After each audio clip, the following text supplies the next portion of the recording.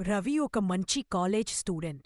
ప్రతి ఉదయం ఇంటినుంచి బయలుదేరే ముందు తలుపు లాక్ చేశాడో లేదో అని పదే పదే చూస్తాడు. అతని మనస్సు ఎప్పుడూ ఇదే ఆలోచిస్తూ ఉండేది. లాక్ సరిగ్గా పడలేదేమో, ఏదైనా జరిగిపోతుందేమో, ఆ లాక్ సరిగ్గా వేలేదేమో అనే డౌట్ వాస్తవం అనిపించేది.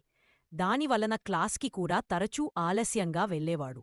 ఒకరోజు మీరా అడిగింది, రవి, ప్రతి ఉదయం నువ్వు ఎందుకు ఇంత టెన్షన్గా కనిపిస్తున్నావు?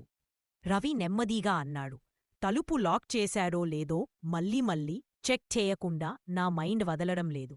మీరా సున్నితంగా చెప్పింది, ఒక్కసారి చెక్ చేయడం నార్మల్, కాని మైండ్ బలవంతంగా మళ్ళీ మళ్ళీ చేయిస్తే అది ఓసీడీ అయి ఉండొచ్చు.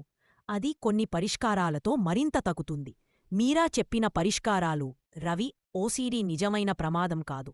అలా చెప్పగానే భయం కొంచెం తగ్గింది. ఒక్కసారి చెక్ చేయాలి, దాని పరిష్కారాలు నొత్తునది. ఆ తర్వాత తిరిగి వెళ్ళకూడదు అనుకున్నాడు.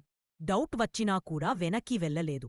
మళ్ళీ చూసే ఉత్సాహం వచ్చినప్పుడు అతను 2 నిమిషాలు ఆగేవాడు. మీరా ఒక మంచి ఉపయోగపడే సలహా చెప్పింది. ప్రతిరోజూ ఉదయం 6 గంటలకు సూర్యోదయం సంధ్యాకాంతిలో, సాయంత్రం 6 గంటలకు సూర్యాస్తమయం సంధ్యాకాంతిలో 5-7 నిమిషాలు ప్రశాంతంగా నిలబడు అని చెప్పింది. రవి ఇది మొదలుపెట్టాడు.